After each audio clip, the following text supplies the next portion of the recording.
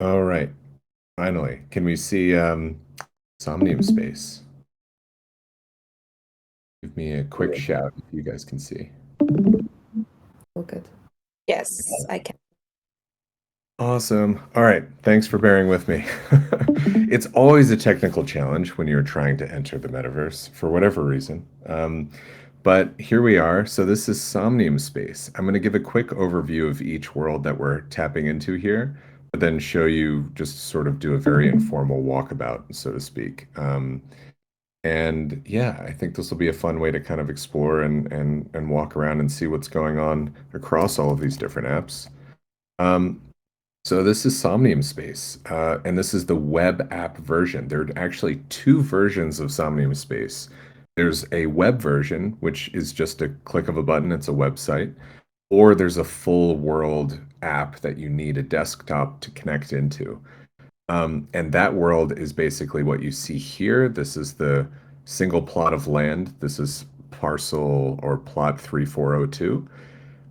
But in the full app version, you'd see all of the neighboring plots around it, which is pretty cool. So if you haven't gone into Somnium Space, the full version, it's pretty amazing. It's very immersive, and it's just fun to kind of wander around this really sprawling, epic, large world.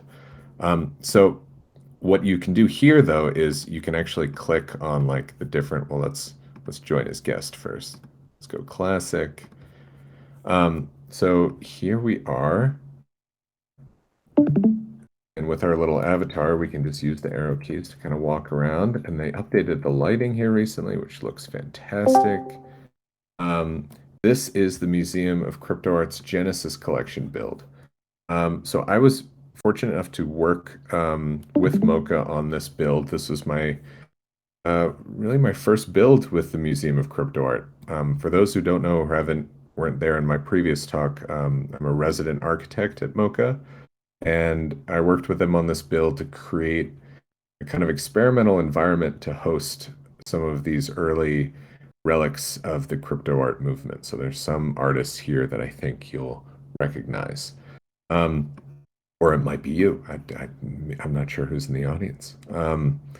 But the build itself, what you can do a tremendous amount in Somnium Space. This was built using their default builder to kind of experiment with what you could do just using their normal tools.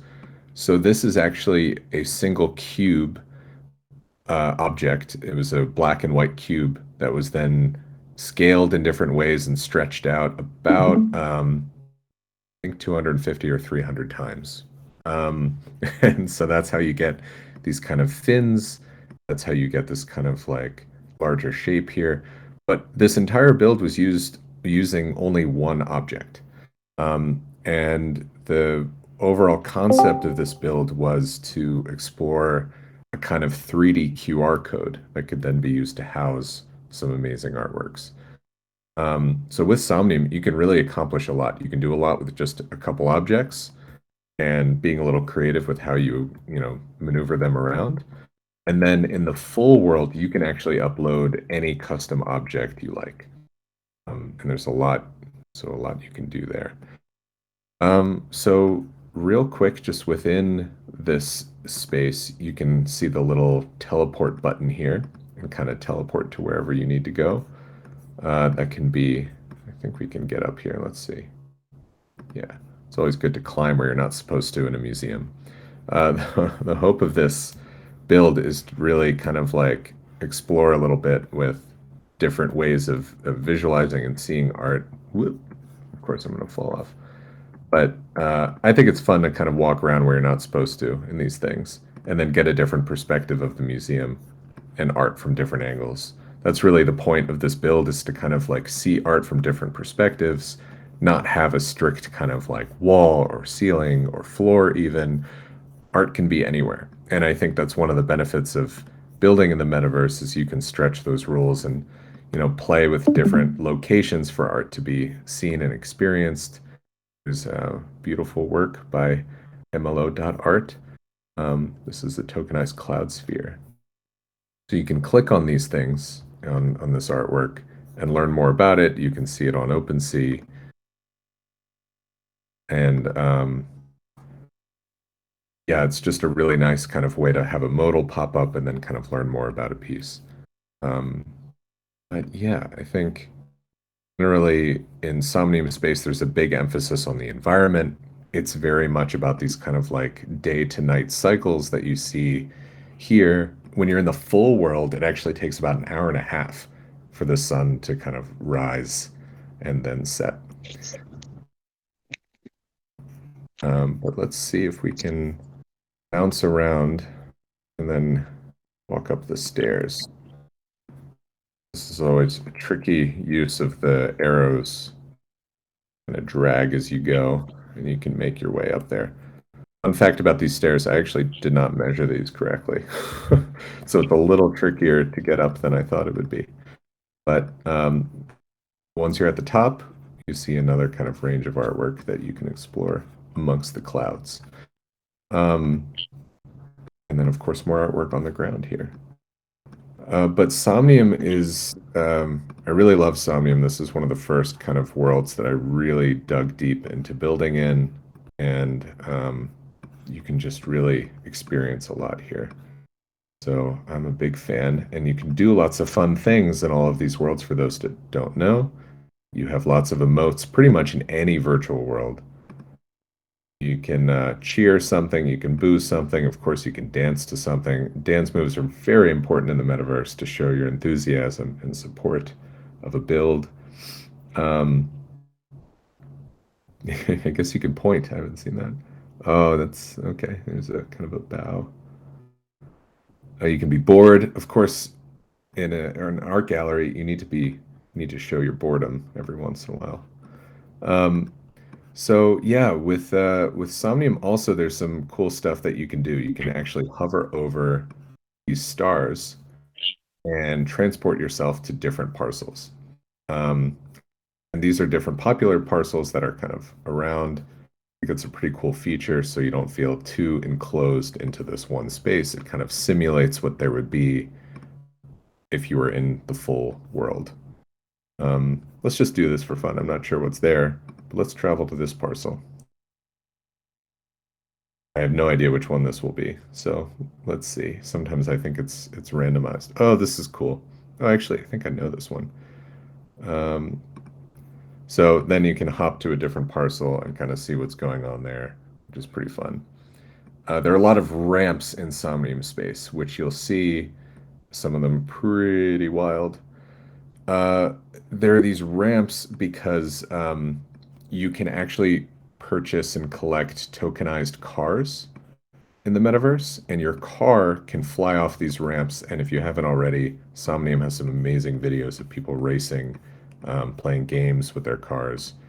I actually worked on a paint job with Natural Warp on one of these amazing car things. I don't think you can see them in the web version, but you can see their parking spots, which is pretty cool. So yeah, that's a quick look at Somnium Space. And I think for this next build, let's see where we're headed. I think we're going to hop to, I'm going to share this link in a moment. Can I ask a question? Of course, yes. If you have any questions, feel free to interrupt. Is your avatar bound by one way of moving around, or I've been wondering, are there like places where you can maybe more like fly around like a bird and you're less bound by being a human like shape that has to walk around and is bound by stairs and ramps, you know? That's a very good question. So I think this is one of the faults in a lot of metaverse worlds. For the most part, right now, you're kind of bound to human physics. You're kind of bound to floors, and that said, though, you can fly in Cryptovoxels. You can actually glide in Somnium Space if you're in the full VR app. So if you're in the full app, what you can do with your avatar in VR is stretch your arms out and fly. So if you stretch your arms out, like literally you're holding the VR controls, you put your arms out and you can actually glide across the world. So a lot of people like to climb up to tall buildings and jump off and then fly around, which is actually pretty fun. Um, So you can do some things that are a little bit more surreal. Your avatar can certainly be whatever you like. I've seen people be blobs. I've seen people be kind of glitched out humans with disproportionate kind of limbs and things like that. So there's lots of things you can do to customize your avatar. Um, but you can even change your avatar here to do something a little bit more interesting. Let's try, you can, let's see what this does. So you can update your avatar in the web environment, um, but it's, well, let's see. We can continue without signing up. Whoop. Anyway, you can do a few different things with your avatar, but for the most part, I think it's actually a missed opportunity in a lot of these worlds that are just sort of like you're still walking around on the ground. And I feel like with a lot of these environments, e- that's more of a way to kind of get people to understand how to kind of navigate because it's very natural to think, okay, my avatar can walk. There's a staircase. I'm going to go up the staircase. There's a tree. I understand the scale of a space. So I think it's a lot of this right now, the phase we're in the metaverse is kind of familiarity. People figuring out what it is, that it's kind of a virtual world, a video game that you can navigate. But I think once this stuff evolves a little bit more, it's going to get very surreal and very unexpected. I hope. If I can hop in Yeah. here. Because I think in New Art City, I've been in some spaces where, you're just like flying around in between these blocks, which to me feels almost more natural when I'm sitting behind the computer and moving around my arrow keys and mouse. But Right, right. that I feel it's always a bit clunky to actually have to walk around a space, but I'm also not a big gamer, so maybe people who game a lot feels more natural. Yeah. That's it. No, it's a really good point. And I think for gamers it does I think it feels a bit more natural. They're used to kind of the WASD kind of navigating on the keyboard. And yeah, I think it varies a little bit, but we're certainly in the earliest stage of all this and trying to kind of like figure out there's been a lot of talk of like standards as well. Like maybe there should be an avatar standard across these worlds, things like that. I'm going to share the next link here.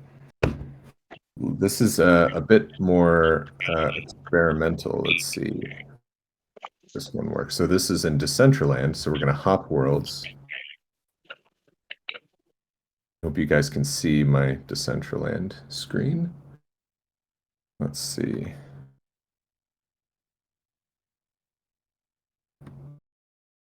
Sometimes it takes a minute. Oh, got some music here. Okay, let's do Anon. You gotta sign all this stuff. Whoa. I guess since I'm not signed into my normal stuff here, we're gonna go through some tutorials, which is useful. So when you hop into Decentraland the first time, you'll see a handful of different controls, and it'll give you lots of different options to figure out how to navigate. It's very similar to Somnium Space. And all of the other apps, for the most part, you just kind of like walk around like this. The Decentraland, for those who haven't been there, it's a sprawling world, lots of different things going on. Similar to all of the kind of big four, there's parcels of land, plots of land that you can purchase as NFTs and then build whatever you like on them. So this is a plot of land. Each plot is about 16 meters by 16 meters. And then there's some roads in between, and there's some trolleys. I think if we can find a trolley, I'd love to hop on it and show you guys that. So keep an eye out for that. So yeah, you can if you want to click that link to the link at the bottom, you guys can join me in this world and we can walk around this build together. For those who have a computer that can handle handle some of this, feel free to click the links alongside me and we can all explore together. Um, So this is actually a test build that I published about a week ago. This is also at the Museum of Crypto Art, and we're working on a handful of different tests. Figure out, here's a color, by the way. Some public transport for you in the metaverse, but we're not going to go too far. But yeah, this is a test build for a room. Some of you guys might be familiar with rooms. We're building 3D NFTs that you can basically collect, and then they can operate across different virtual worlds. So this was us testing out a few different features like scales for staircases, and other different things like just the general scale of the space, the feel of it around the artwork that would be on the walls. So this is kind of it's an amazing way to kind of like test out a space. You can, as an architect, design an environment, publish it, and then walk around it very, very quickly and invite others to walk around it. So I think it's a pretty powerful tool with Decentraland and many others.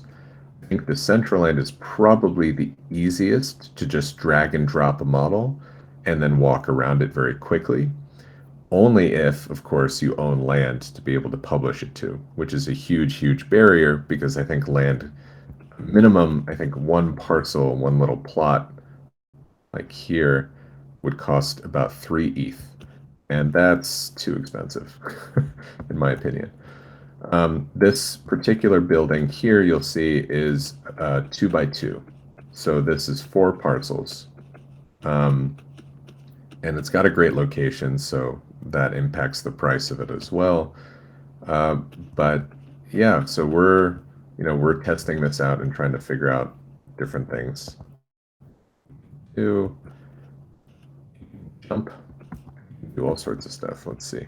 So if you click I, you can go in your backpack and basically randomize your appearance, Wow. change your look, change. Wow. Oh, yeah. You got some Whoa. good sound effects. If you guys Wow. can hear that. So here we go. There's a friend. So yeah, Decentraland is a pretty cool environment. You can do a lot of things in it. It's still very, sort of low poly in a lot of ways. You can't get really a whole lot of complexity in your buildings because every plot has a limit with how high you can build, with how many polygons you can use in your building. And so that really impacts the kind of complexity that you can have in a building. That's why the trees are low poly, so to speak. So all of these worlds have these different limitations, and I think they're kind of design constraints, which are pretty useful. They're similar to the real world where you can only have so high you can build, or so complex that you can so you can only get so complex. But yeah, let's see if we can climb, because this is what we were doing last week. It's like, how long does it take to get to the top? It's a maze where you can never get to the top. But let's see. And if you click spacebar, you can jump.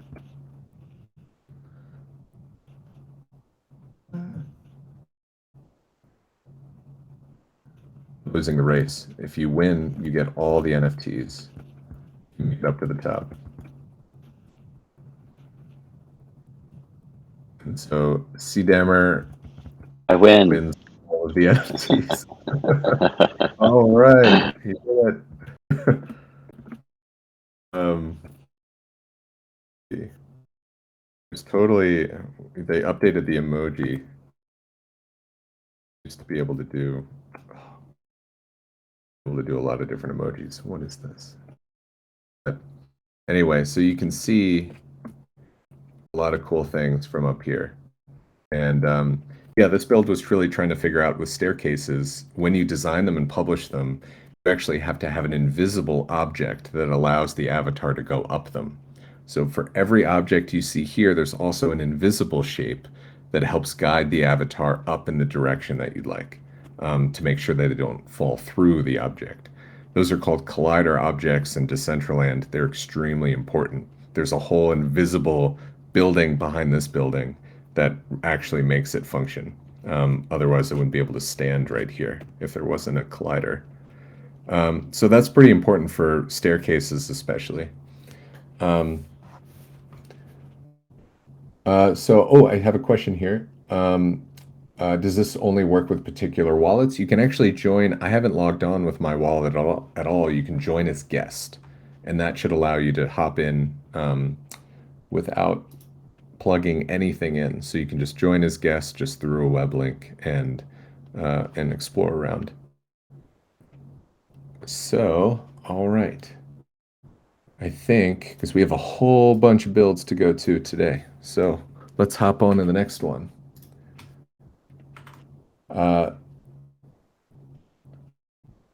This one is Cryptovoxels. Let's see. So this next build is by Bryan Brinkman. Let's see. So in Cryptovoxels, this will be our third world today that we're going to hop into. This was a very important build for me.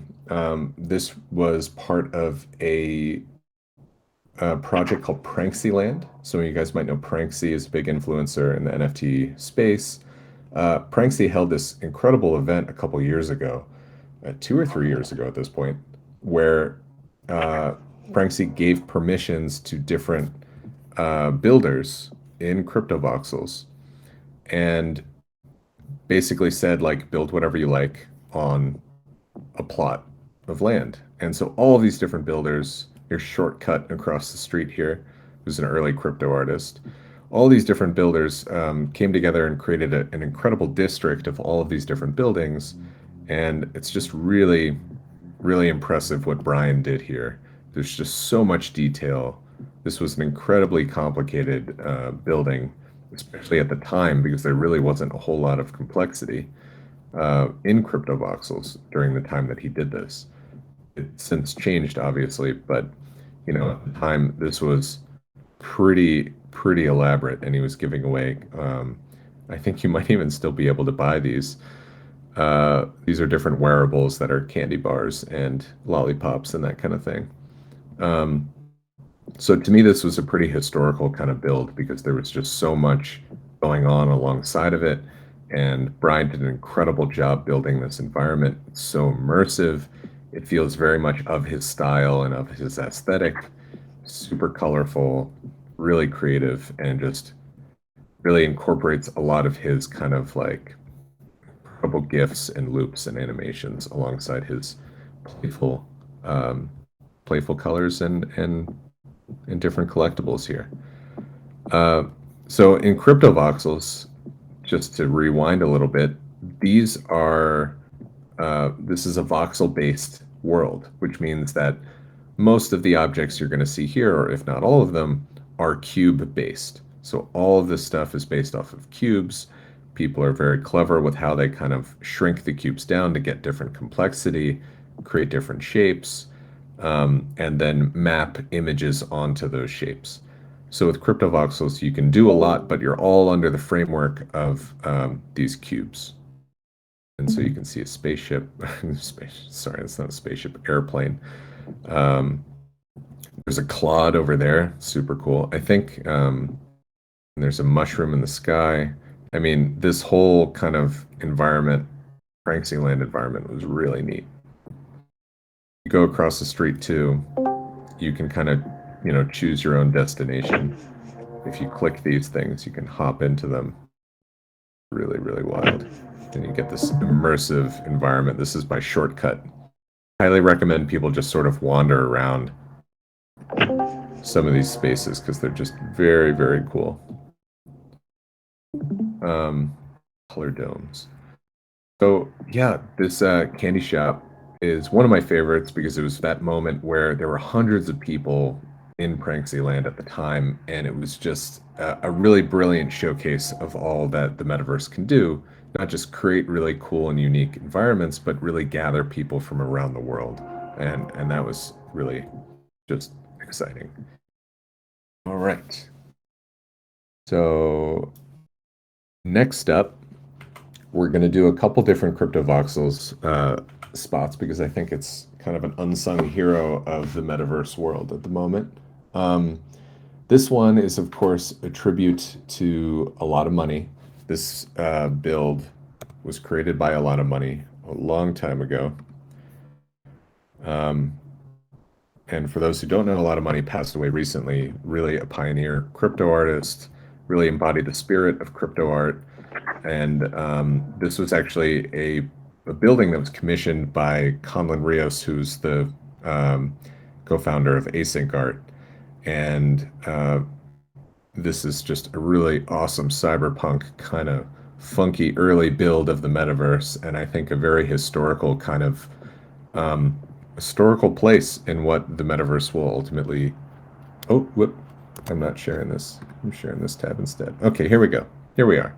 So this is Rose Nexus. I think this is a very historical build in the kind of scheme of things, and this is again by a lot of money. And Connie Digital did some work in here as well. I think this is an important piece of history to kind of acknowledge and experience as well. If you guys click that link, you can hop into it.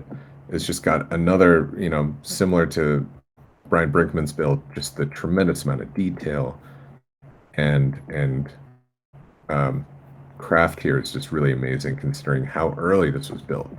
Even today, it's just really immersive, super playful and fun. And there's just so much you can do in a Cryptovoxels build that I think is just pretty incredible.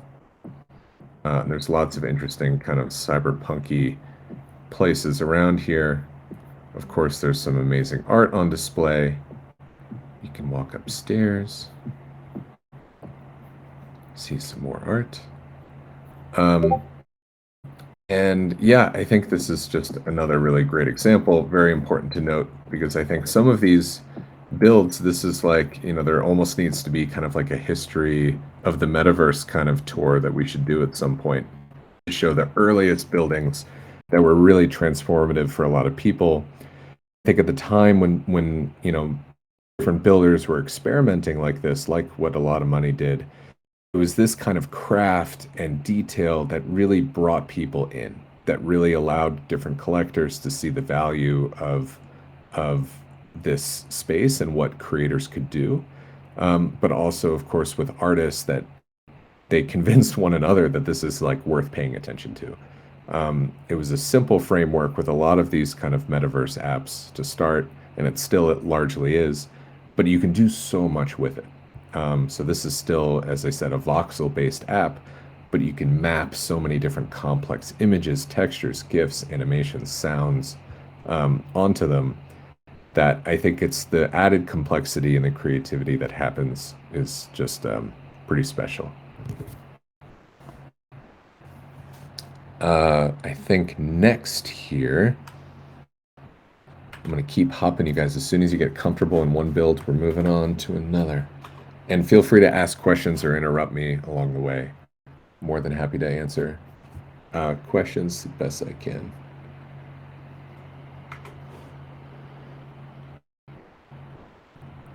Let's see. This next one is one of my favorites.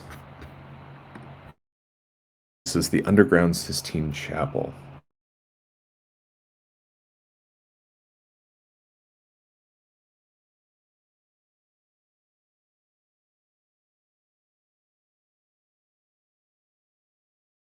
Hope you guys can see. Okay. So I think we're looking at this one. Okay, so the underground Sistine Chapel is loading. This is a brilliant build off of an artwork by Pascal Boyart. This was modeled by and designed by 234D. I have all the Twitter links in the threads here too, so you guys can follow the builders. Sometimes those who commissioned it, and sometimes those who sponsored it. This was part of the of MoCA. This is the other MoCA that's in Cryptovoxels, MoCA. So there's two different MoCAs. Just make sure if you tweet about them, don't tag the wrong ones, which sometimes happens, and that's fine. But this is a beautiful, really complicated build. Let's hop into it. So here we are. This is a reinterpretation, of course, of the Sistine Chapel. This was made in a real warehouse by Pascal, and it's just a really, really incredible remake in the Cryptovoxel world. There's different lights coming up from up here. The light baking in this space is really brilliant, and I think the texture mapping in this space is just so powerful and really immersive. You don't feel like you're in a voxel-based environment anymore because of how many different textures have been accurately mapped in this small space. And it's just really super impressive. There's a tremendous amount of detail here. You get a lot of texture just from kind of seeing these high-quality images. It's just a very impressive space. And certainly, for me, another pretty transformative kind of metaverse experience where you look at, Cryptovoxels build and you're like, is this really a Cryptovoxels world? This is so elaborate and beautiful. There's some more information on Sistine Chapel over here. There's also a collectible series where I believe you can collect the different faces that are part of this sculpture. Yeah, P-Boy did some incredible murals early in the crypto art movement that experimented with kind of crossover between digital and physical, and really, really impressive. And this is a beautiful rendition of this project made digital. Lots of different details here. So cool. You can learn more about the project in this intro here.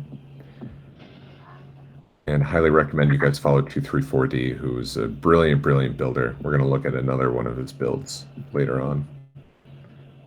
But this one is super neat. Let's see. Actually, I believe the next one we're going to is also a 234D build. This particular one is in Arium. So we're finally going to head out of Cryptovoxels. To me, Cryptovoxels was a really, really early, important part of the crypto art movement. I'm sure you guys have heard this many times by now while in VCA. But this is where a lot of it began, and a lot of kind of early experiments began in the crypto art world. Let's see. So you might have already been to this build in Arium. Let's see. This is called Visual Message. Message. Not your message. Massage. Skip for now. So you guys have been to Arium before, so I don't need to go into too much detail about how to hop in. But this is a super immersive, beautiful, beautiful tower by A.L. Crago. I love the kind of, slow build into this space. It's just so cool. And then it's you can actually mint artworks in this build in each of these little compartments. There are different artworks that you can collect, mint, and of course explore as you kind of ascend through the tower. And this is, of course, Arium spaces. And it's just a really powerful, so cool kind of experience up here. Really beautiful.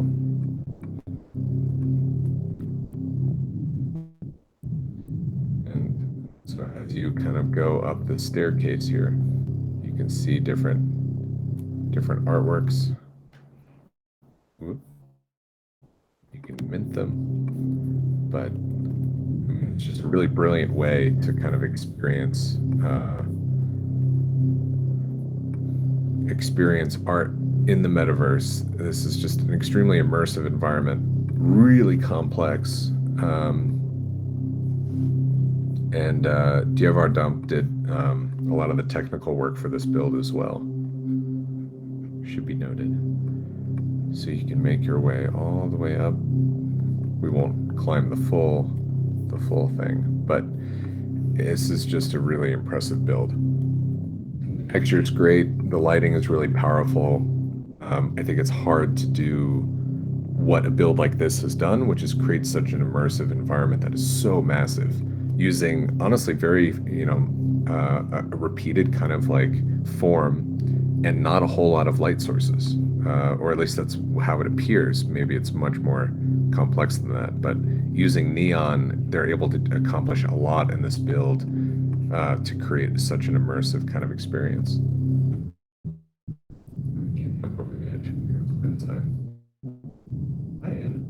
Oh, I fell.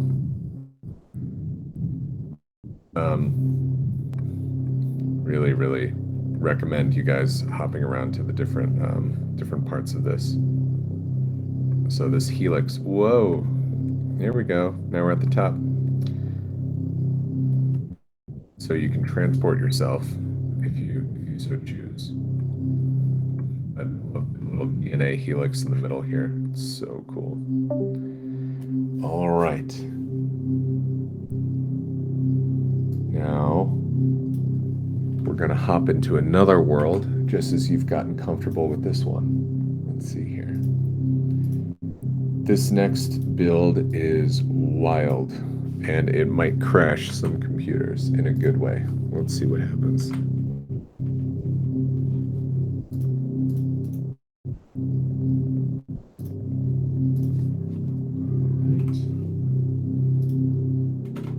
So now to Mona, off we go to the Xcopy build. For those who haven't been here, this is something. So this is Mona, and this is another non-land-based build similar to Arium, where you can have a kind of website act as a multiplayer experience. With Mona, you have kind of a similar framework of basically creating with an open world. Here we go. Similar kind of controls.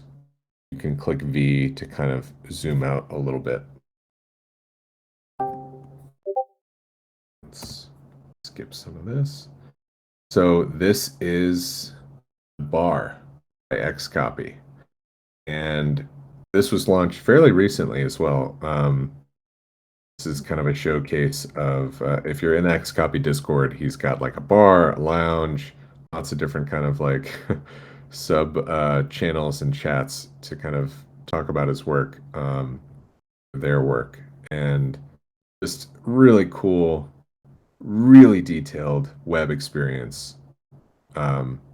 Just the amount of textures and complexity in this build is insane. I don't think I've ever seen a metaverse experience this complex and this detailed. There are so many different parts and pieces to this. They are so complex.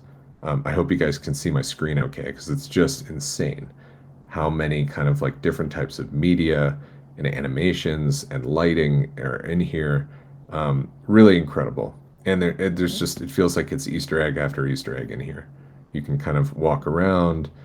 Let's go back to the back room here. Here's the control room. And it has like a live feed of the different places or spaces in here, so you can keep track and, you know, make sure people aren't stealing drinks at the bar. So so you can see one another like this. I mean, it's just like, this is just other next level, otherworldly, really amazing. And the detail here is just, I can't say enough about it. It's just really, really incredible. Look at all these different just artifacts. I mean, this is, let me toggle my view so you can see better. All these different artifacts are just so detailed. So you can do a lot within Mona as well. You can upload a lot to Unity. So this is using Unity as opposed to Arium, which is uploading a 3D file directly. So with Unity, you can really program a lot of variability, a lot of detail into the experience. Let me zoom out again so you don't get dizzy.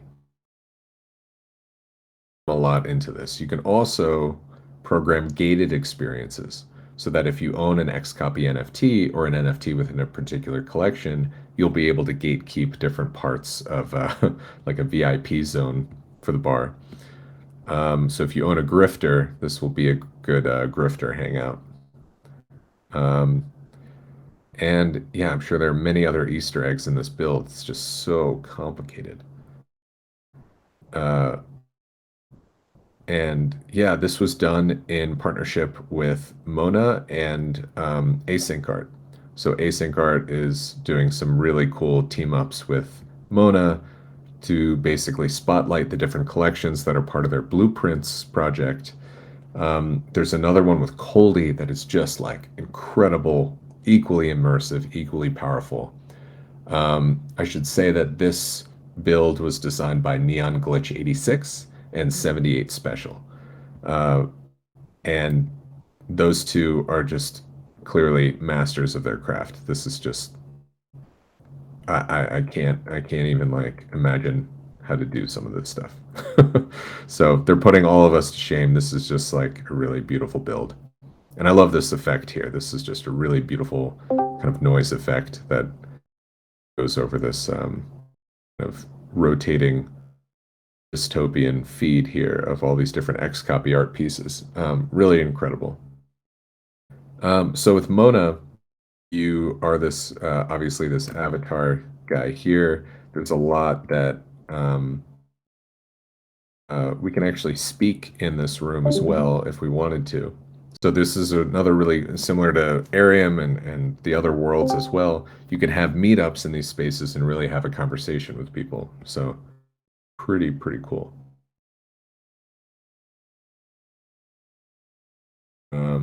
All right. Let's see. I think we should do another Mona build here. This is another really cool one.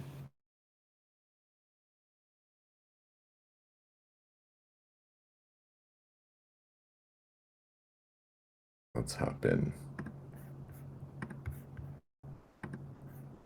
Oh no. Weird. Oh no. Why isn't that working?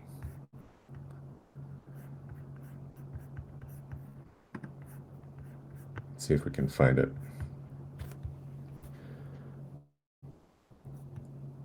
Yeah, here it is. So you can go to the main page here and see all the different builds. Highly encourage you guys to explore any one of these. They're just really incredible. Metageist is really a VR pioneer, really incredible builder in the space who's done a lot of work on the early days of things, creates these incredible, very ethereal, mythical creatures. So this is the Metaphyla series, and he created this really immersive, very surreal build that basically houses them in this kind of floating temple in the sky. So this is Spider Temple, where you can see this collection, experience it. Let's do our best to walk around it. So when you arrive here, you can see these little platforms, and I think if you hold shift, that's the easiest way to jump around them. Able to, and if you fall off, you have to start over again. So sometimes you fall off. Let's see if we're lucky enough to like. I did this earlier just fine. Of course, I was on my other computer, and it's a little easier to navigate.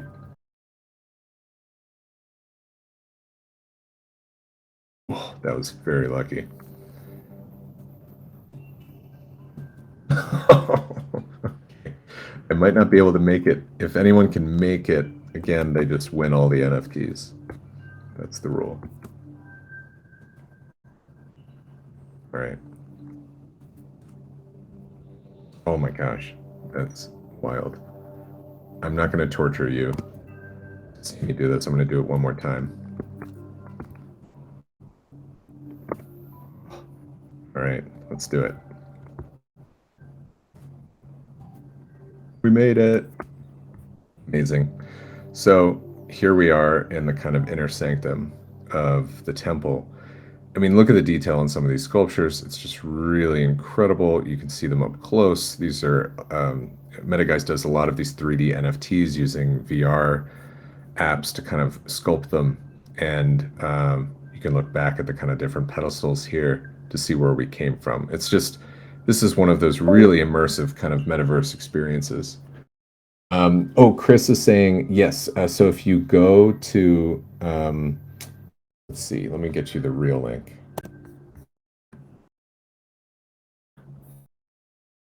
I'm going to share this real quick.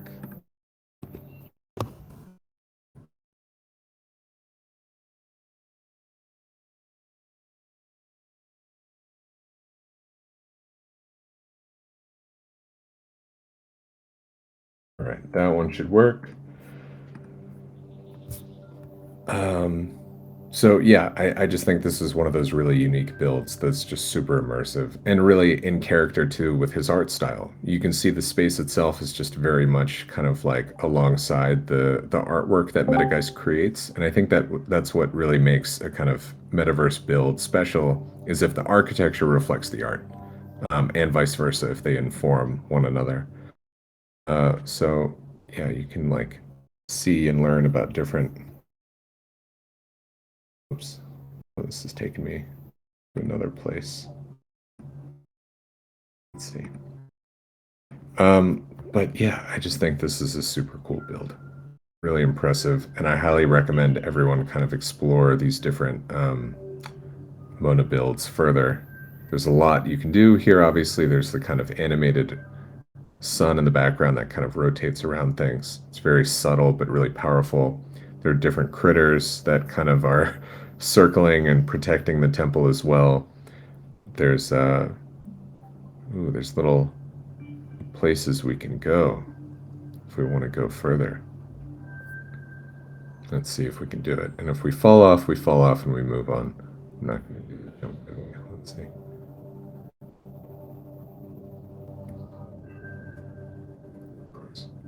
Oops. Let's see. Or one more.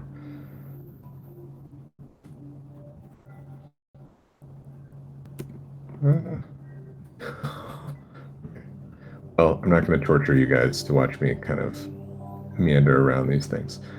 But yeah, so here's another one. Just really impressive build. Very cool. I think for our last build here, let's see. This one is not one that we can share together or that we can experience together, but it's a very different experience and very worth mentioning. So the next one is an artifacts project that is super, super cool. Let's see. All right, hope you guys can see. This is Raf Grassetti's installation here, full of sculptures that are just really, really powerful. This is an Unreal Engine experience. So this is a different kind of rendering tool, basically a rendering platform that really provides some incredibly complex environments. And because this is an app, this isn't a web-based experience, you're going to get just incredible detail. This is not something that multiple people can experience at once, unfortunately. This is a single player kind of experience. But look at the lighting, look at the quality of texture, look at the different profiles. I mean, this is just really out of this world, beautifully done. And this is by Artifacts. Artifacts does these really immersive Unreal Engine experiences for different NFTs and art. And I think they're really doing a tremendous job pushing the boundary of how you can experience 3D NFTs and create these very kind of like mythical, otherworldly, but also so familiar environments that I mean, this is just gorgeous, gorgeous experience with the light coming in, the kind of slow-moving dust in the air, and you see all this incredibly detailed stonework. this. I mean, this is just like incredibly detailed. I hope you guys can see a pretty detailed view of this. Chris is asking how many years before we get experiences like this in browser, and maybe not asking, just like hoping. And I really, and this is where it's headed. I wanted to show this last for us, just so that we can see a little bit of where this is going. Everything looks very low poly now and very kind of, low fidelity or low kind of complexity now. This stuff is bound to get more complex, more immersive, more creative. And I mean, these sculptures in this kind of room, I think it's just super powerful experience. I recommend, let's see. The guy's getting a little thrown over. There we go.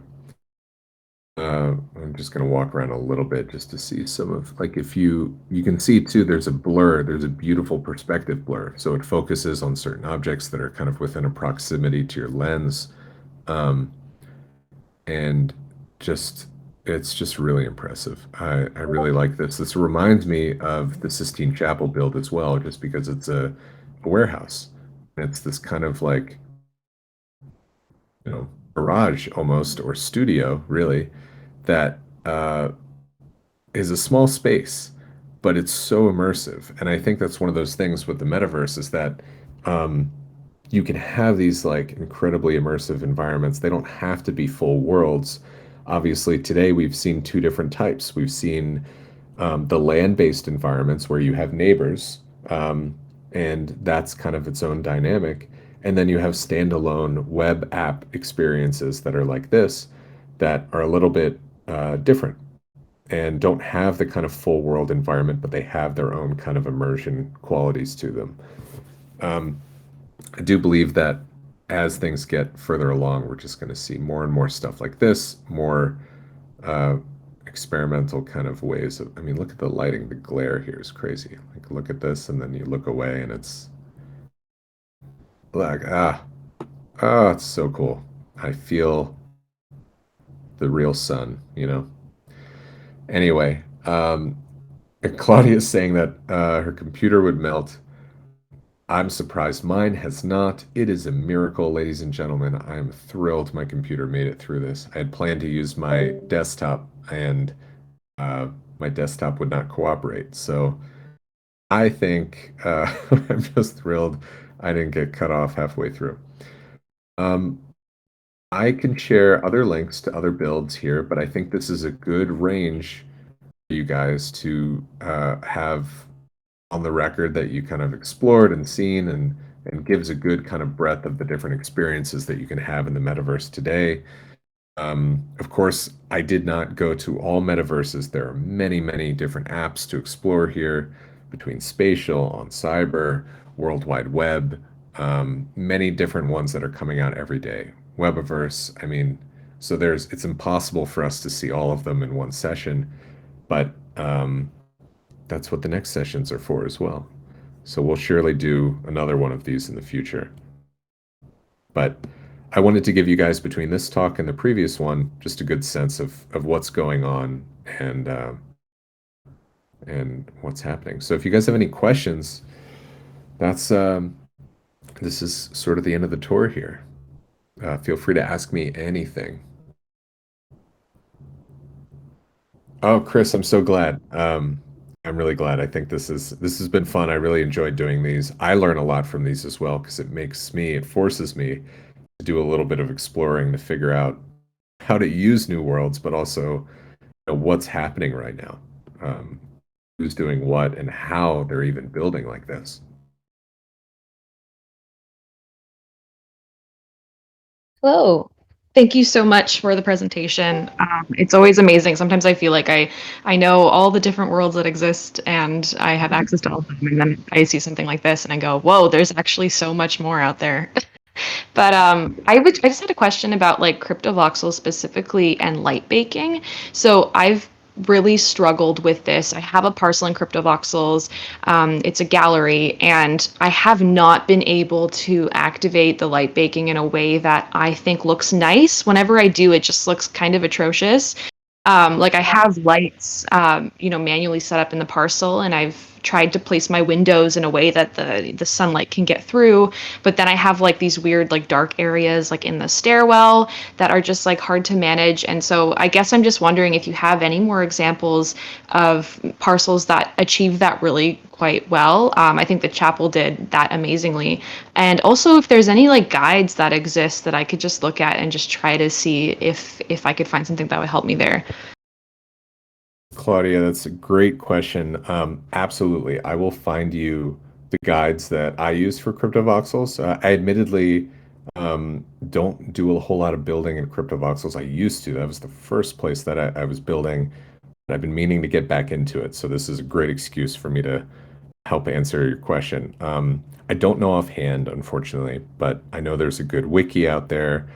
And I also know 234D is super friendly. And I'm sure if you DM him on Twitter, he'll respond. Um, he's just a master creator within the Cryptovoxels world. But after this call, I will find the kind of wiki link, and I'm sure they have really good stuff. Um, I think I froze. Oh no. Okay, I'll move away from the snake. Let's look at something else. I see we're terrified of snakes. Let's see. Well, if I go over here, it's not a whole lot better. That's a snake. That's something. Okay. How about this? That's calming.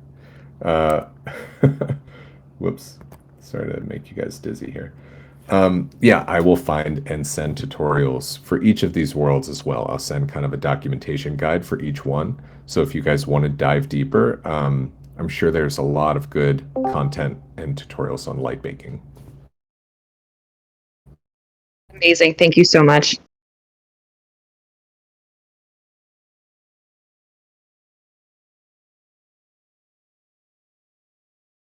Oh, Anubis, I'm sorry, man, if you missed this.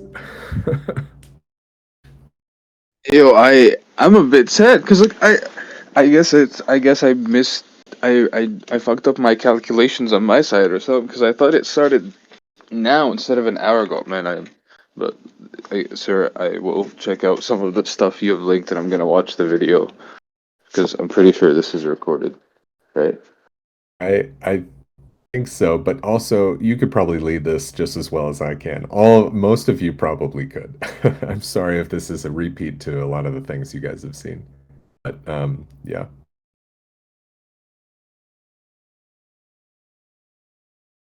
Hello, Kirk. I have a question about the last one that you showed us, the realistic one, which you are on right now. How do you think these render networks, for example, render token RNDR, can play a role to integrate with such a thing to make this possible to experience a community can experience such a thing with VR and in browser. How do you think these render networks can do something for this situation? Thank you. That's a really, thanks, TG Cortex. That's a really good question about the render token. For those who don't know, RNDR, I think. It's a really interesting token economy and project around decentralized rendering, basically, and rendering platforms.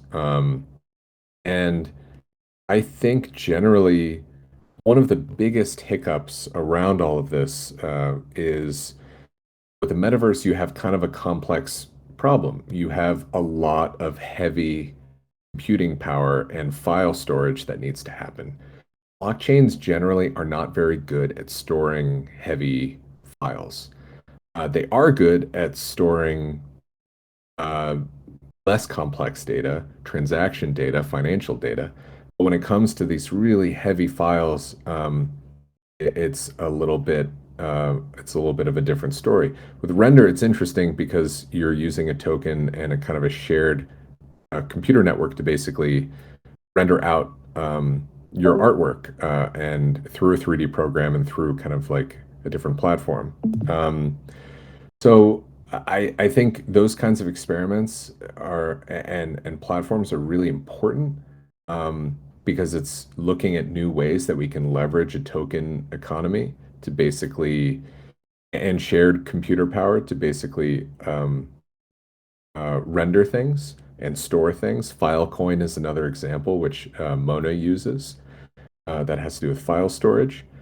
I honestly need to dig a little bit deeper into some of these, and maybe my next presentation should be about looking into the different ways that blockchain as a technology is looking to kind of like solve some of these issues. I think we're right now still in the early stages where it's just very costly to do and store a lot of things. So some of it happens off chain, some of it happens on chain. Um, but yeah, render token is really interesting. There are a lot of high profile people that use it. Um, I have just started to. I haven't really done a whole lot with it yet. So I need to do more research myself. Um, but yeah, I think generally there's an interesting dynamic here of like what can happen on chain, how we can leverage our shared computing power better for more efficient kind of experiences and more efficient creating. So I think we're at an exciting point where these tools are just going to get more and more adopted and more easy to use. Thank you very much for your response. Yeah, and right now the Unreal Engine 5 just arrived, and it's so incredible. And I was hoping that maybe in the future, near future, we have this power of computational power, decentralized computational power to actually make this possible, to make such environments possible. And thank you very much for your explanation. Absolutely. I'm going to share one more thing as well, just related to Unreal Engine and where this is going. VR Museum just came out. This is a project by Secondary Bounce. These guys are absolute pioneers of the VR space. They're masters at Unreal Engine and just turn the volume off so you can watch this as we talk. But they just created this incredible museum that anyone can download on their website. It's secondarybounce.com, and I'll share this. That's 6 and 5. That I mean, they're yeah. Chris is this one. They, Boldtron is in this. There's some incredible artists as part of this exhibit. They're actually down here. I could just scroll further down. I'm in this show. Fortunately, I met these guys a couple years ago, and they just do incredible work. This is all a VR experience, and this is one of the most high quality environments that I've been in VR. So this is kind of like, you have Unreal Engine, and then when you combine that with a VR app that you can walk around and almost touch, feel, interact with, it's crazy. It's just like otherworldly. And this is a really, really brilliant app that I highly recommend anyone with a VR set explore. That's me there. That's my installation. There's another Untitled there too. Untitled Army does incredible sculptural work. So I think, experiences like this is right at the bleeding edge of where this stuff can go and what museums can be and how art can be experienced. So I think you can play basketball there if you want to. So I'll share this in the chat because it's just crazy good. But yeah, highly recommend people exploring this if they have a VR headset. It's just, or even a desktop. I think you can actually do it without having a VR set. You can go in via desktop and walk around it, and it's just crazy immersive. And the artworks here, I mean, the artwork list, there's some incredible artists that are part of this, and just wild. Really, really cool. Here's all the different artworks that you can see in this setup, and it's just insane. And the space itself is super cool. So related to your question a bit, I think in combination, all of these technologies are beginning to converge. This, of course, was not an NFT or tokenized experience at all. This is free and open. And These guys have worked with 6 and 5 on a lot of their nifty gateway drops and things like that. There's a lot of really incredible work that's coming together now.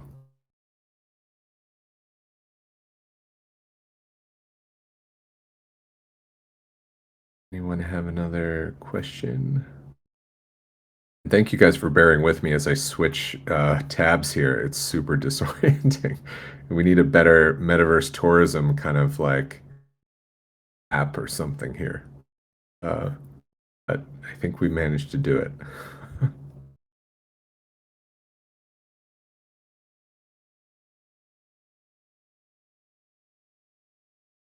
Any other questions or just thoughts? You can just have an idea or something that you want to see manifested into the world or into the meta.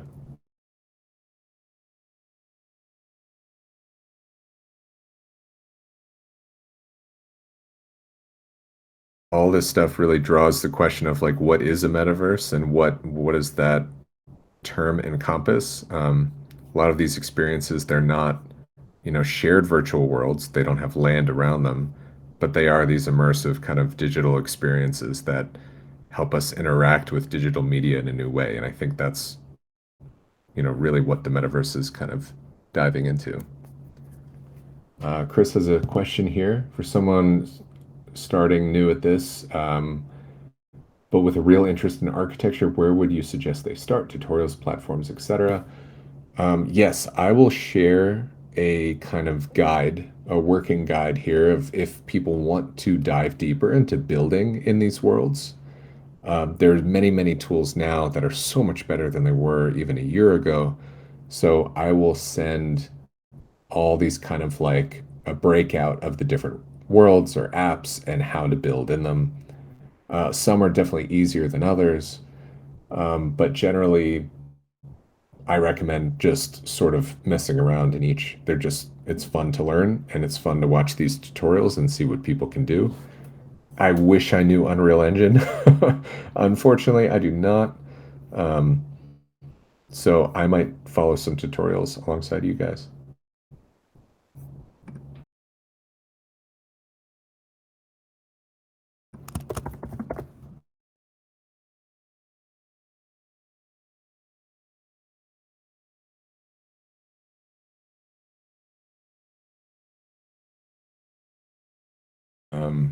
But yeah, you guys can see where this is all headed. It's crazy.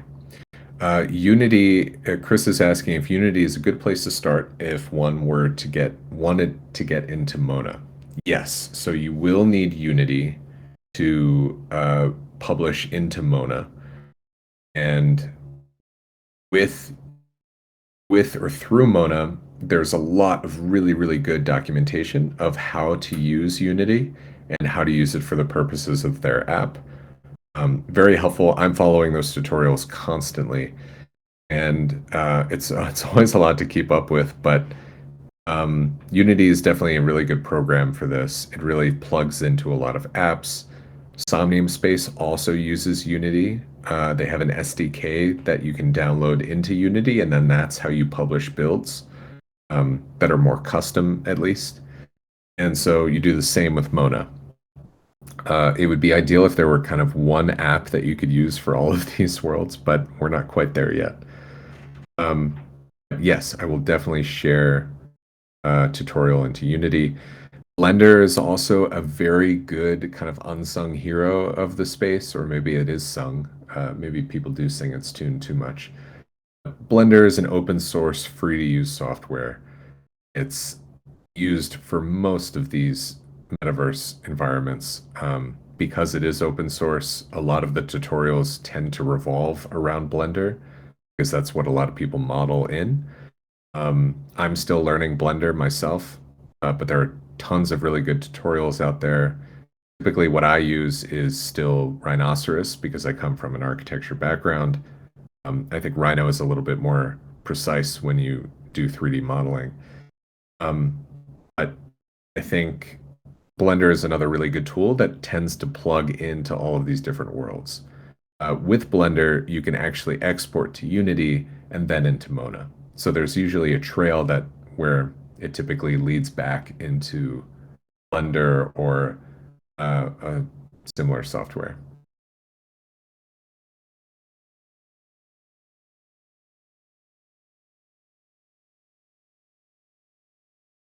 If anyone has other questions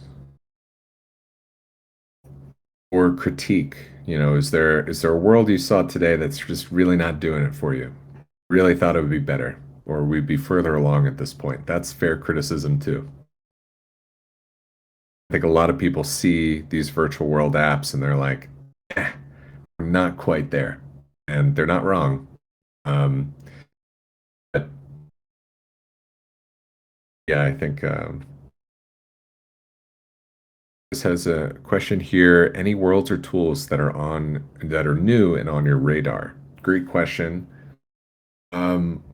I follow closely whatever Renee is working on.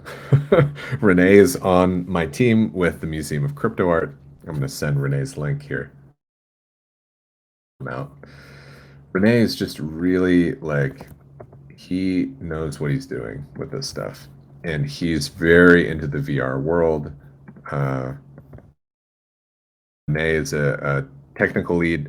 He's the CTO of Museum of Crypto Art, and he just always posts really good tips and tricks and videos of him using and interacting with VR tech, exploring new worlds, and we frequently just DM each other and talk together about, how can we make the Museum of Crypto Art more immersive and more experienced with these different apps.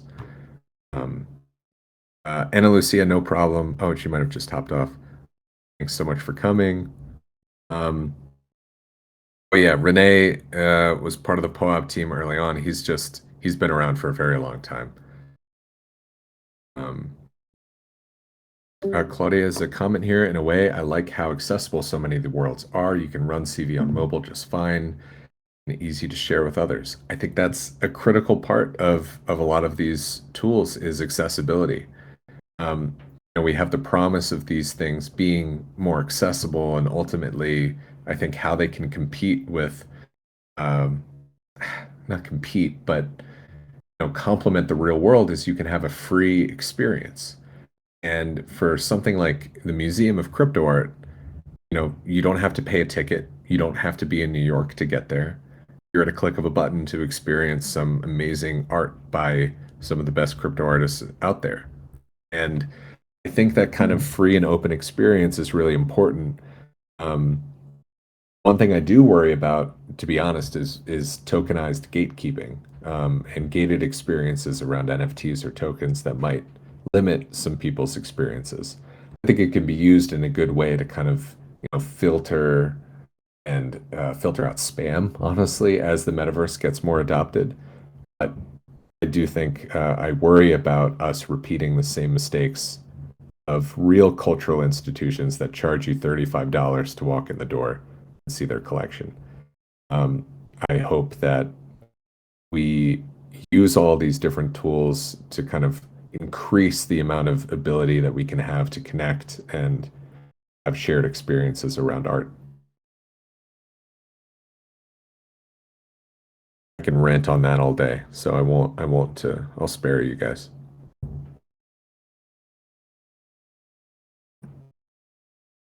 But yeah, these are great comments and questions. You have to have a sense of humor in the metaverse. All this stuff is ridiculous. What we do every day in this environment is insane. And if you tell a normal person what we all do every day, they just look at you like you're an alien. And I think it's because most of us are. It's just so bizarre. But it's a beautiful thing that we're all doing this and exploring these different parts of the new internet that's taking shape.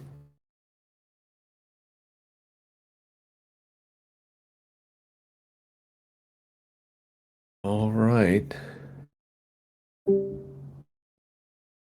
Well, folks, I think that might be all for today. Unless there are any final questions, or if there are other questions, you can always message me either in the architecture channel or just in the channel in the third cohort. one, and I think if you guys have any follow-up questions, feel free to message me, and I'd love to help answer and help you guys navigate this stuff because I'm navigating it too. We're all learning at the same exact time. I will follow up with a kind of list of resources that you guys can tap into if you're looking to build. And yeah, otherwise, happy to give my 2 cents on any of this stuff. And yeah, folks, thanks so much for joining me on this. This was a lot of fun. It's always fun to kind of hop between worlds and really put the metaverse to the test. Because if you can hop between these apps, I think things are starting to work. All right, guys. I am gonna sign off. Unless there's anything else. Bill, should we sign off here? Or I don't know if I think McCole headed out, left earlier. All right, guys. This has been great. Thanks so much. And I will see you in the Discord or in the metaverse. Have a good one.